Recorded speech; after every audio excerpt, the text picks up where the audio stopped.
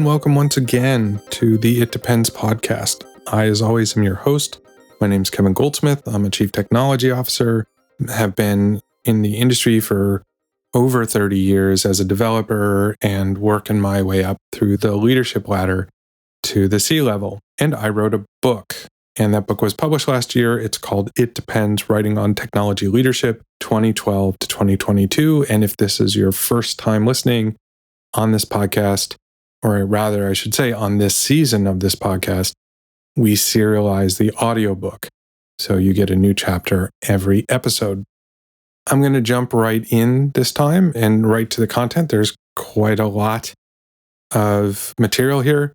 It's another long episode. This section, we've been going through the Spotify career steps and how we created them. The last episode was the actual text of the Spotify career steps document that was shared within the company. The episode before that was how we created them, the process that I devised at Spotify to build this career pathing system.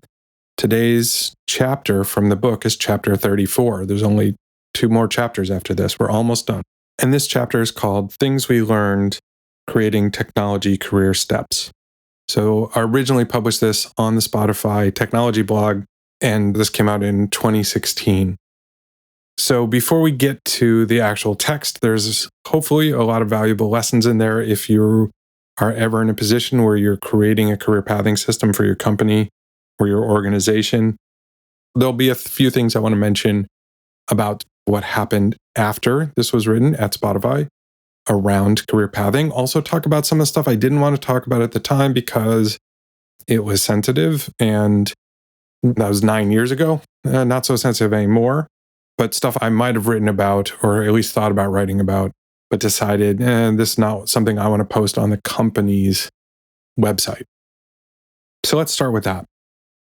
A few of the things I don't talk about, that lessons learned from this, is how your career pathing system will fit into the companies. So the interesting thing that I didn't really talk about in any of these 3 chapters was that not only was I in charge of creating the career pathing for the technology team, but simultaneously other teams were creating their own career pathing. And to be honest, you can hear just how much work we put into building something that made sense with our culture, that made sense with the company we were and were trying to be, how thoughtful we were about this process. Can I say the same was true for the other parts of the organization? Absolutely not. So we spent, you hear, I think in this chapter, I talk about the length of the time. This was a year plus of work. From, hey, we need this, to, hey, we have it. And in this chapter specifically, I also talk about the stuff that happened after that. And then it was another year of work of attaching it to comp and benefits and other things that still needed to be done, even once we rolled it out and everybody got their step. At the same time, finance, operations, other teams were also building their own career pathing. They pretty much just installed them from other places. They just copied and pasted them from other places. And there was a loose coordination. I think they all agreed on the number of levels. Meanwhile, and we'd involved, I think I say this explicitly in the chapter, but I don't know if it's clear. At every step of the process, HR was involved.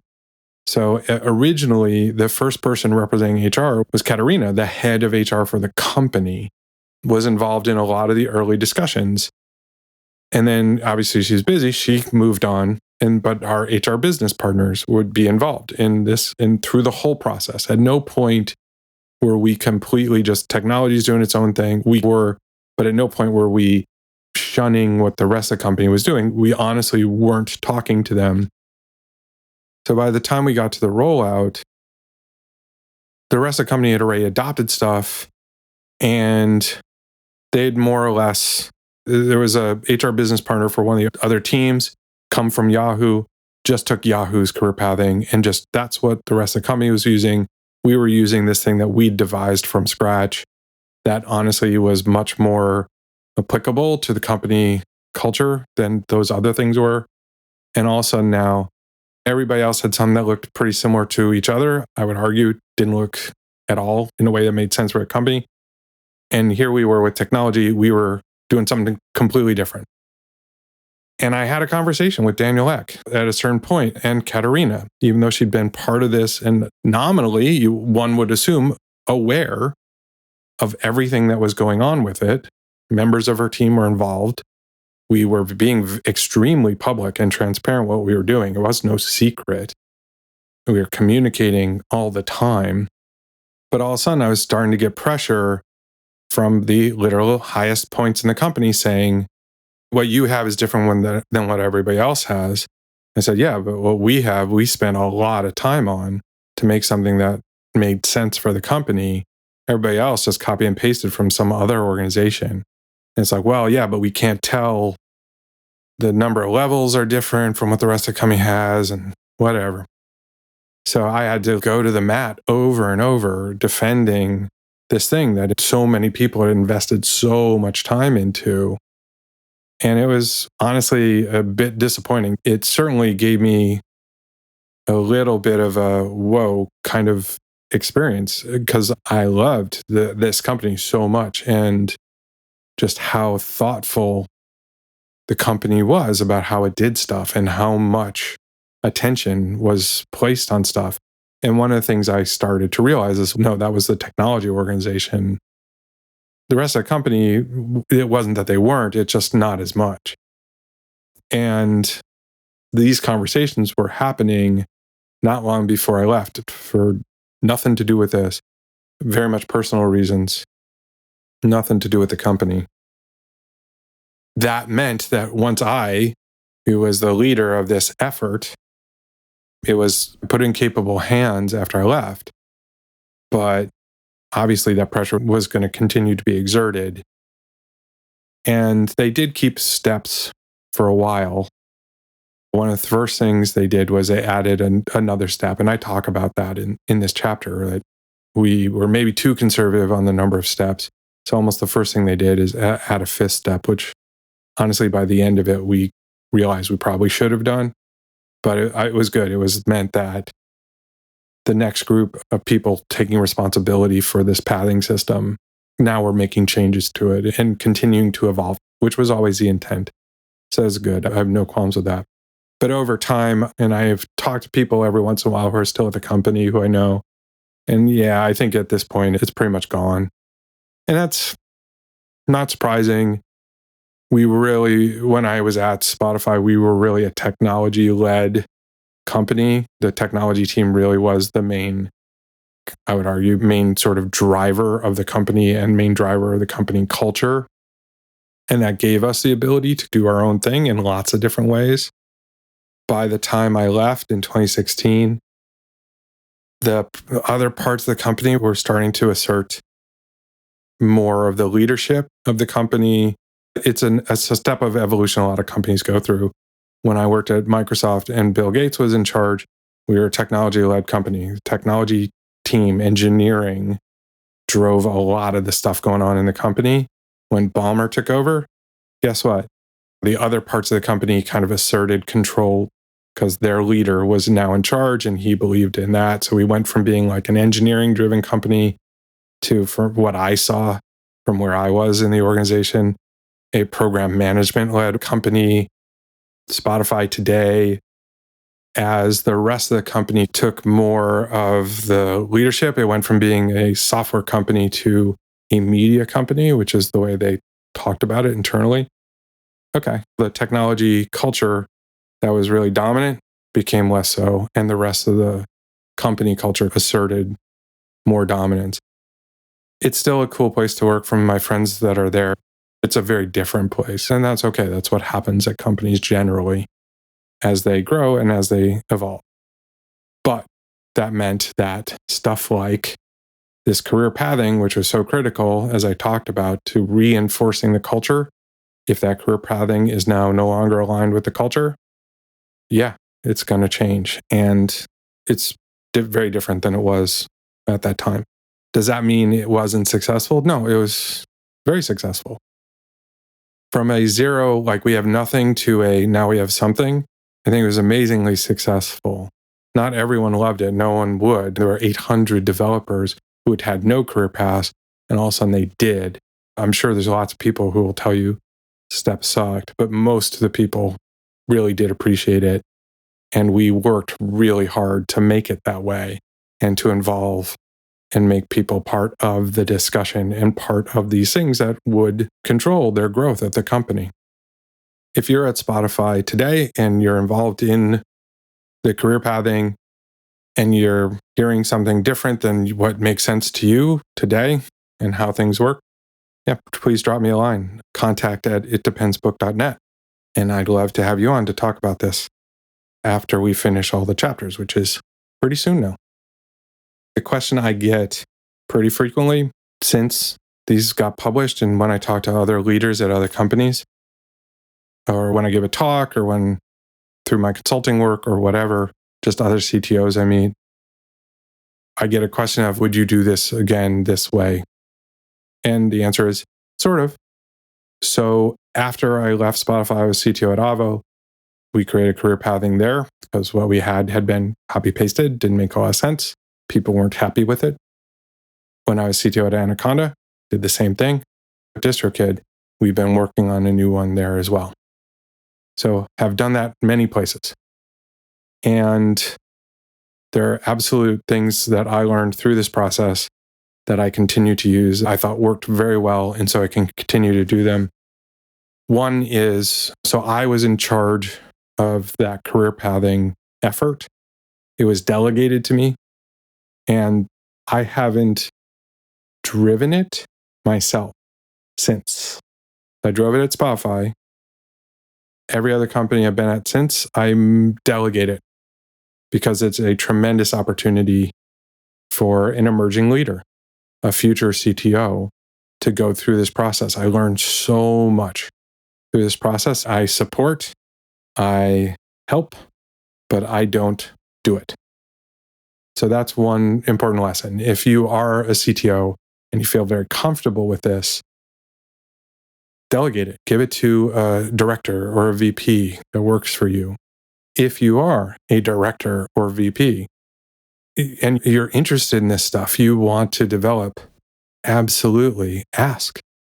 If you know this is going to happen, say, hey, could I help? Or could I even drive it with you being the approver? It's a really good lesson. And by the way, so where I've consulted with companies, there's companies I've worked with for years in a more of a consulting kind of way. This is a thing I've also recommended to their CTOs and has worked well in those companies as well. Another thing is, as I talked about in the prior things, you got to build it yourself. You can't copy and paste it. That's the dumbest way to do this. It seems really obvious. Oh, well, if it works for them, it will work for us. You're not them. Build something that makes sense for you.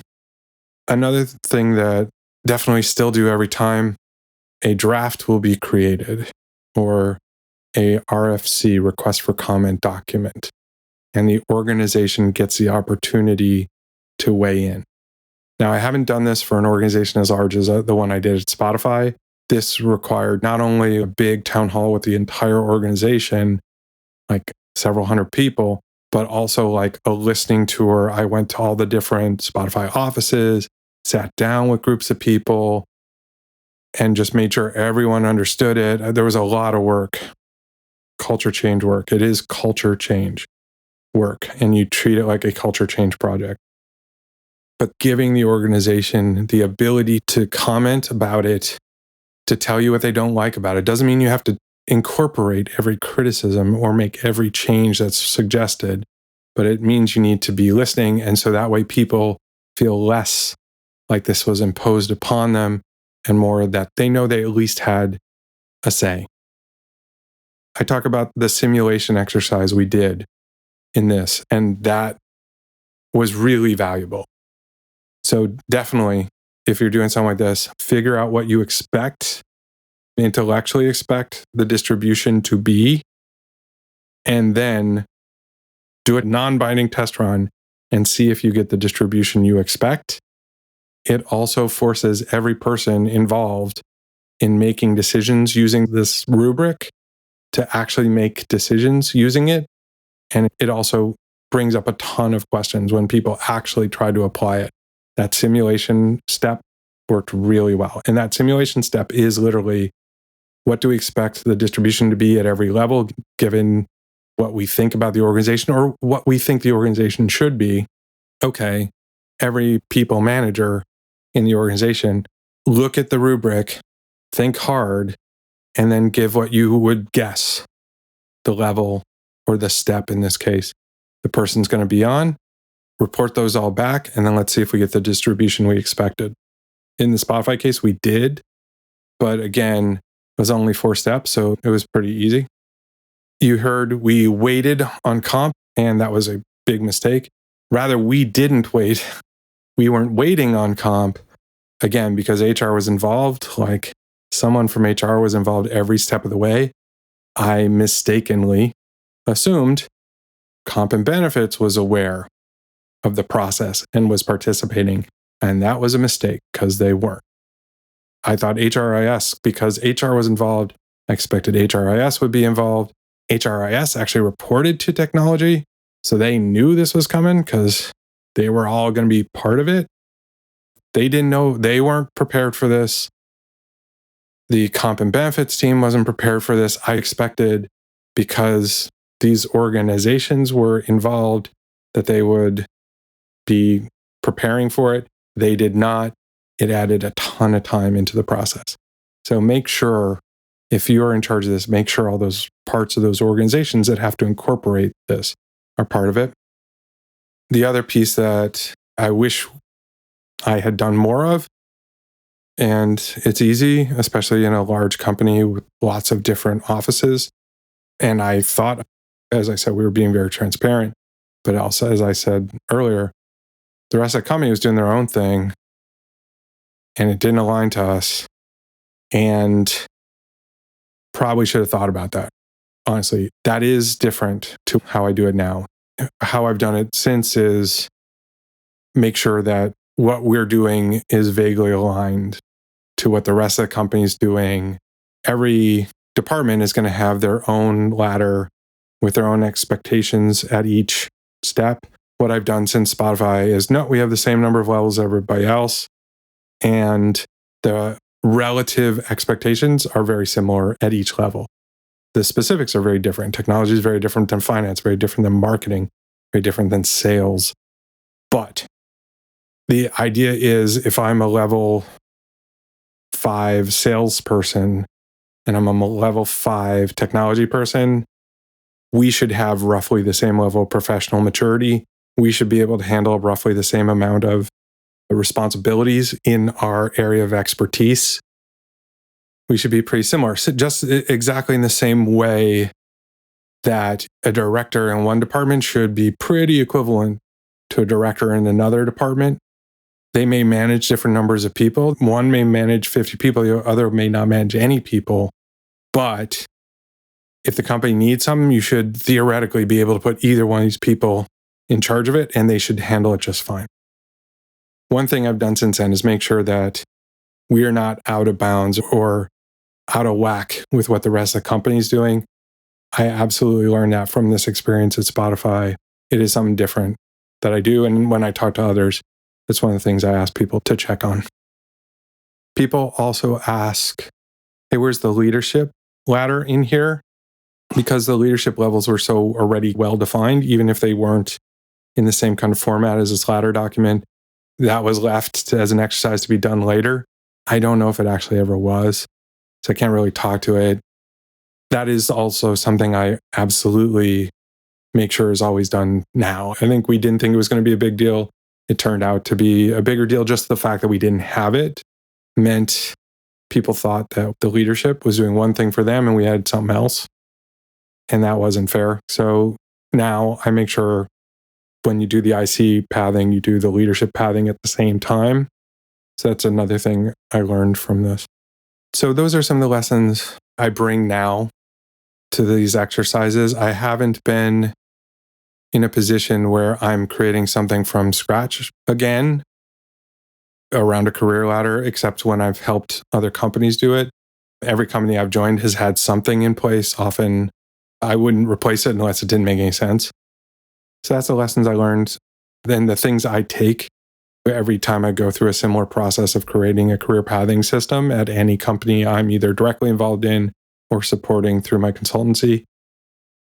It is a really exciting and interesting exercise. Again, if you take it seriously and hopefully just given the sheer amount of time, and this only really scratches the surface, given the sheer amount of time that I've talked about it, you should get a sense of how critical and important it is and worth spending time on for you as a leader or you as somebody that had this delegated to you. So I'll leave you with that to keep in mind. And now I'll present to you Chapter 34 of It Depends, Writing on Technology Leadership 2012 to 2022, Things We Learned Creating Spotify Technology Career Steps.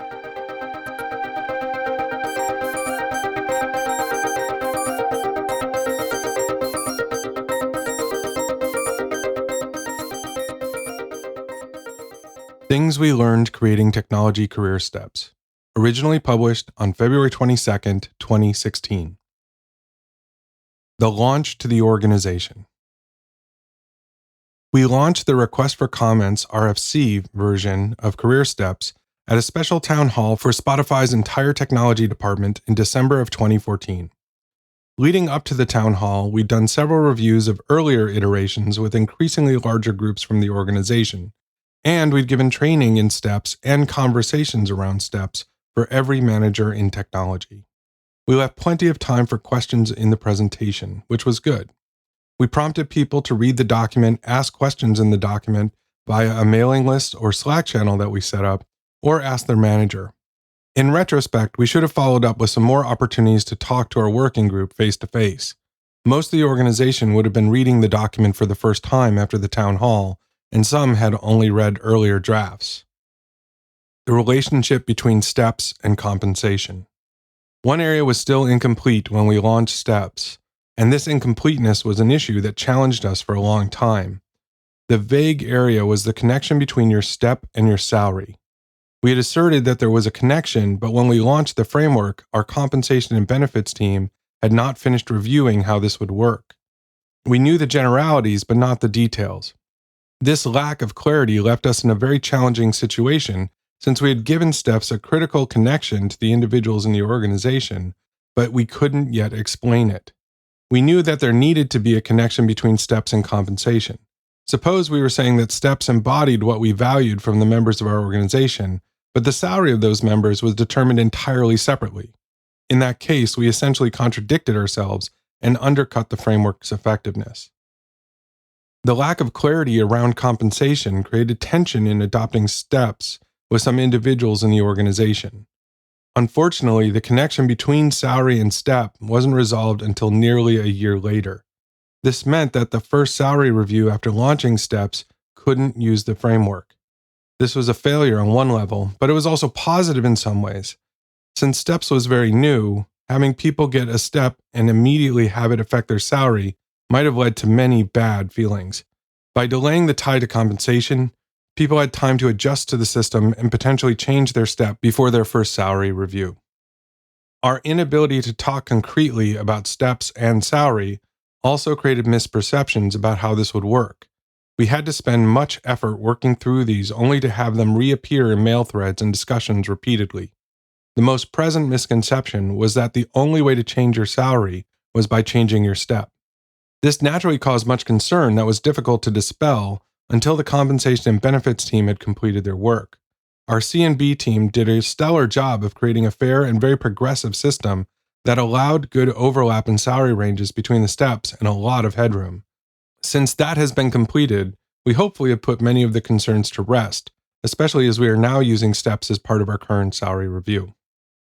Behavior versus achievements. We made an explicit decision around career steps that your behaviors, not your achievements, characterize career growth. This is counter to the way career advancement works at many other companies. It was something that we not only felt strongly about, it was something that we were proud of. In a culture that encourages innovation, failure, and learning from failure is a natural occurrence. If we only rewarded success, we were punishing failure and discouraging risk-taking. We also wanted to encourage real personal growth and not a culture of checking off achievements on a list and expecting a promotion. This naturally created some ambiguity around the requirements for each step. The working group embraced this ambiguity as a way of giving managers some room to make decisions and also to encourage discussion between the individual and their manager. In retrospect, our approach was a bit naive in a few ways. While we, as an organization, are very comfortable with ambiguity in many areas, recognizing a person's career advancement was personal and had personal consequences. Some individuals were very uncomfortable with this ambiguity and would have preferred more concrete examples around promotion. Another group thought even the examples given were too much of a checklist. This is still something that we're working through. We seek ways to support those in the organization who want more clarity without being too prescriptive. We have discussed creating lists of anonymized examples of the behaviors. The concern is that this would lead people to treating the examples as achievements to be checked off instead. This has been a particularly thorny path to traverse with some very vocal minorities, but most of the organization seems to have understood the concept. Having greater impact means not working on a team. There was one aspect of the STEPS framework that we hadn't anticipated being controversial and didn't come up often in our earlier reviews of the document. This was the aspect of STEPS being a reflection of your sphere of influence. The core idea around this was that as you increase your professional maturity, you will naturally become a resource for ever more extensive parts of the organization, either through your technical leadership, deep technical skills, or general problem-solving ability. This increasing sphere of influence brings new, broader responsibilities with it. This aligned well with our experiences in the working group at Spotify and at other companies. For some individuals, the idea that they couldn't move to a tribe guild step without working outside their squads was a concern. At Spotify, we point to the squad as the central place where work gets done.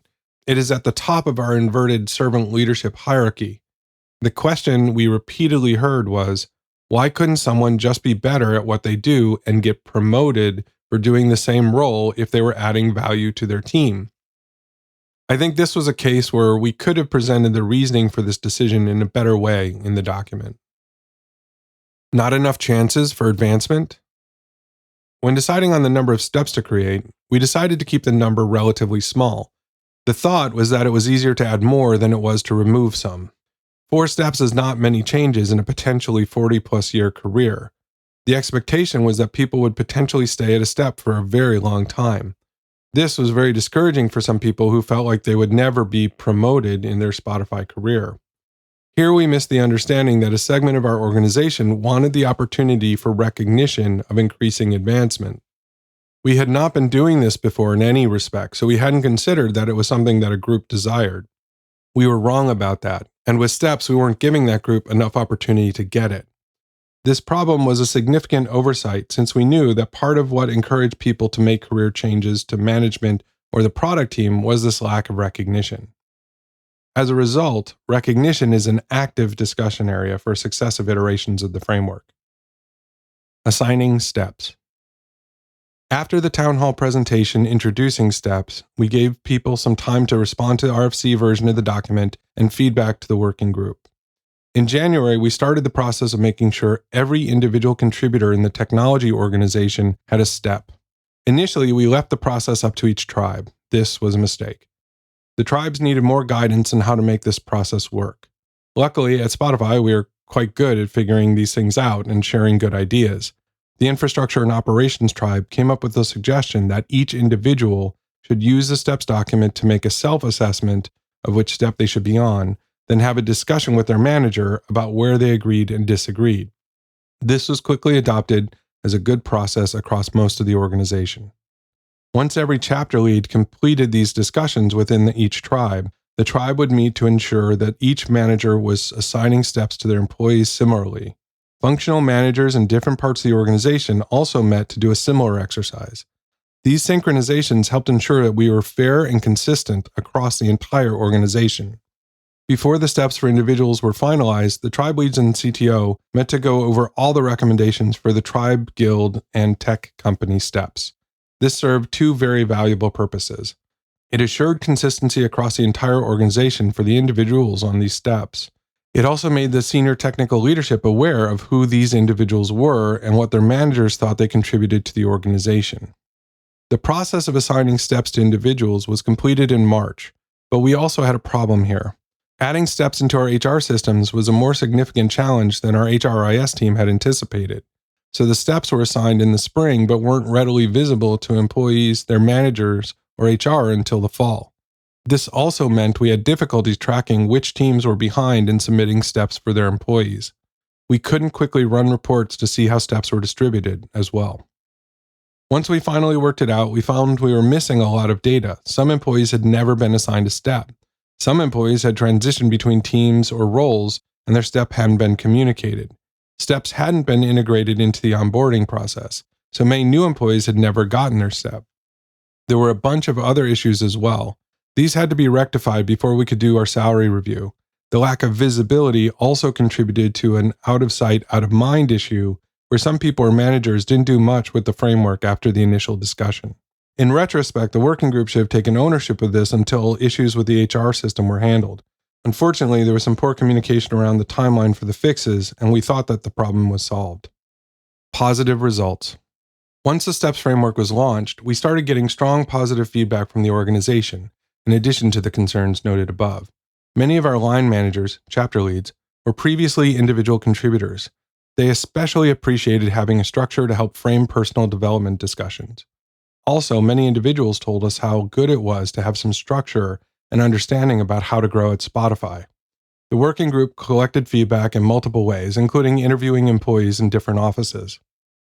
We wanted to have some real data in addition to our anecdotal evidence to have greater confidence that we were adding value.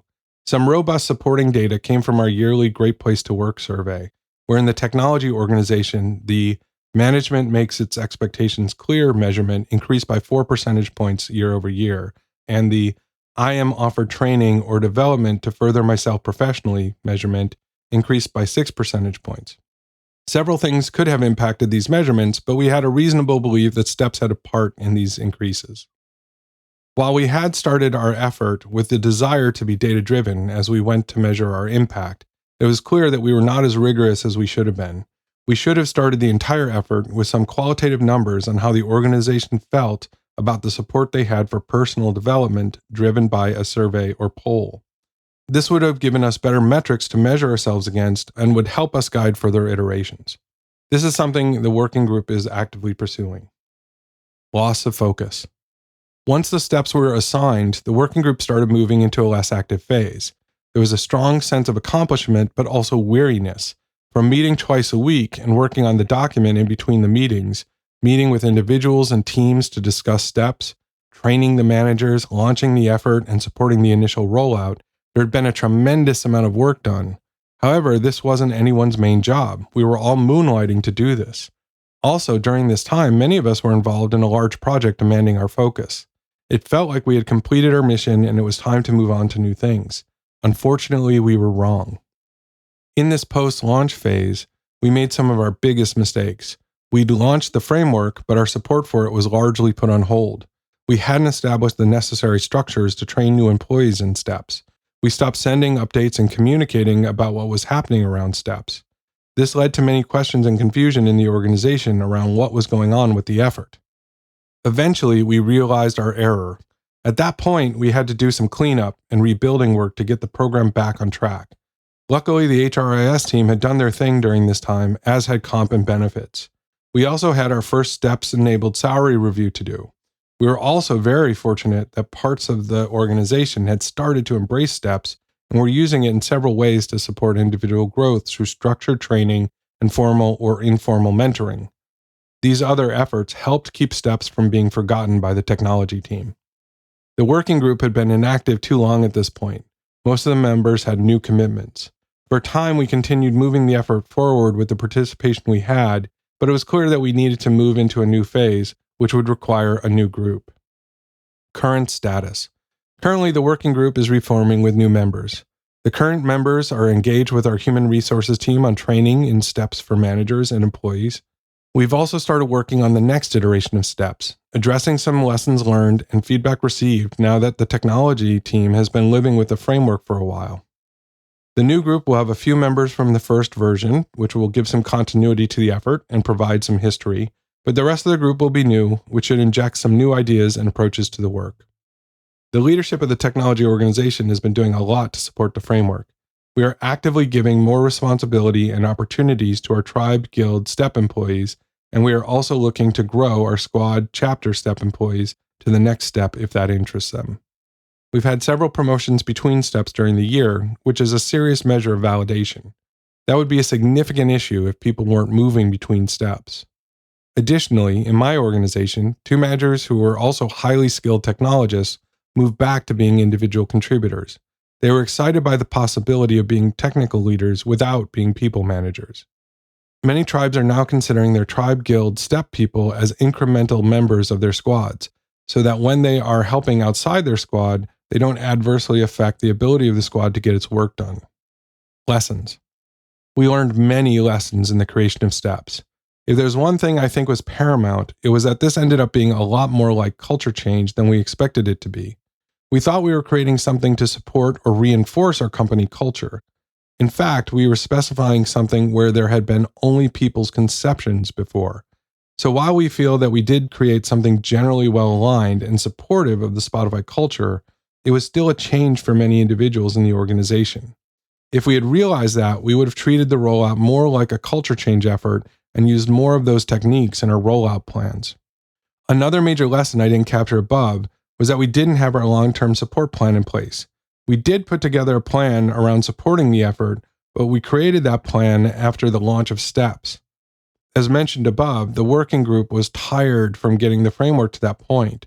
It would have been much better to think through the long-term support needs of the work closer to the beginning of the effort and then adjust them later as we learn more. I think that the process of using increasingly large groups to give feedback was quite good. It resulted in a much better outcome than if we had just generated the framework in a smaller, more isolated group. However, we primarily used the organization's managers and leadership to collect feedback. We would have benefited from including groups of individual contributors, especially if we could include the same people in multiple reviews of the document, just as we did with the coaches and leadership. Once the STEPS framework was starting to solidify, we did a simulation to see what the potential distribution of steps in the organization might be once we rolled it out. The committee had what we thought was an ideal distribution based on Spotify's hiring strategy and what would make sense for an organization of our size. We asked each manager to estimate, in a non-binding way, which step each of their employees was on. We then combined these to get a master histogram of what the distribution might be. Luckily, we got a distribution reasonably close to what we were hoping for. So it was a good validation of the framework at that point. This also had the effect of making each manager have to apply the framework in a concrete way, which also generated more good feedback. I want to reinforce the issues we encountered by underestimating the efforts required from the compensation and benefits and our back office systems to support this work. While we involved HR from the outset, we didn't consider the timelines for the structural support to make the whole effort work. We should have involved those groups from the beginning, which would have avoided difficulties later. Conclusions. I learned a tremendous amount in leading the effort around career pathing in the technology organization at Spotify. While I spent more time thinking about motivating and incentivizing employees than ever before, I also learned much more about my company and coworkers than I had expected. I was also reminded clearly how different my path had been from any of my fellow members of technology. I had to put reasoning and explanation behind things I'd learned experientially, which was incredibly valuable. Many of our employees had never previously worked at a company with career path support. Those with experience at other companies with career path frameworks had not seen anything similar to what the working group had created. As I talked with people individually and in small groups, I found better and better ways to articulate the reasoning behind the things that had just seemed obvious to us as we wrote the document. This process helped us immeasurably improve the document and hopefully help clarify what I've written about in these chapters. Creating this framework also raised some issues in the organization that we must address as a group. The Swedish word lagom characterizes the culture of Spotify. We try to see each other always as equals. We encourage people to challenge their leaders if they don't think that they are right. As the STEPS document reflects, we put a higher value on strong teams than on strong individuals. We also imbue our teams and our individuals with autonomy in how they do their work. We try to incorporate all of these ideas in our career steps. When people in the organization wish for more recognition and status to be reflected in our career pathing, is this counter to our culture, or is this indicative of the culture changing? What is the role of career pathing in enforcing a desired culture rather than supporting it? We'll continue to look at these questions as we evolve career steps. Spotify is a unique company with a singular culture. The specifics of what we created and the lessons that we learned may or may not apply to your company. In aggregate, hopefully you will find our experiences and learnings valuable as you think through how you want to do similar programs in your company.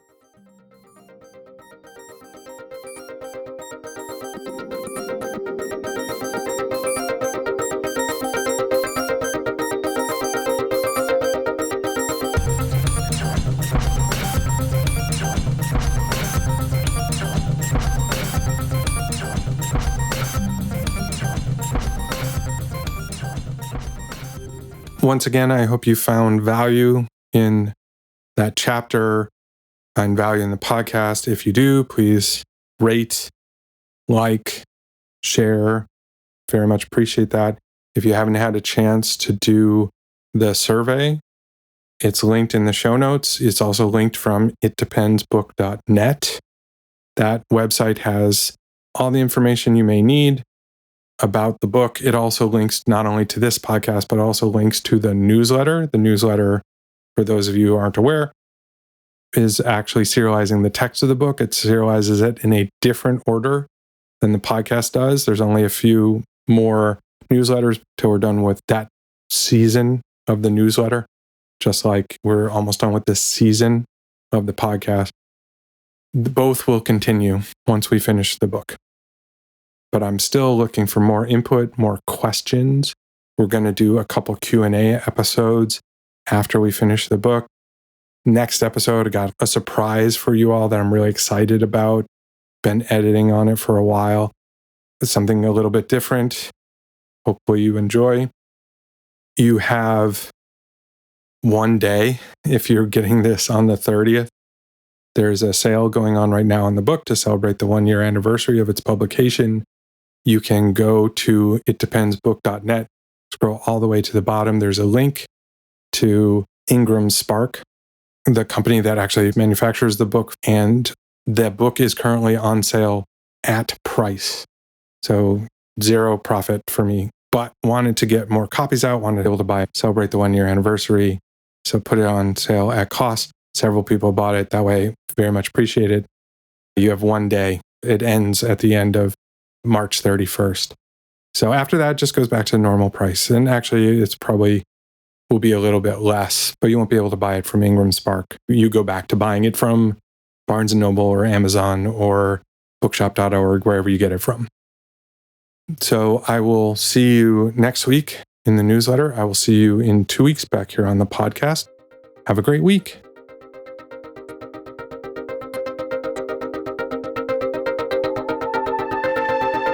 Thanks so much for listening. Please, again, subscribe, rate, share episodes of this podcast on your favorite podcast app.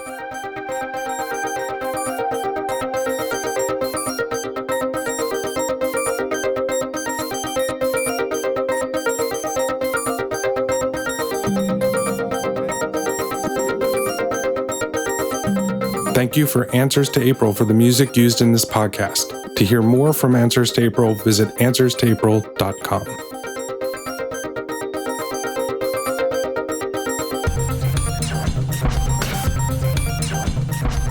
This podcast is a production of Unit Circle Media.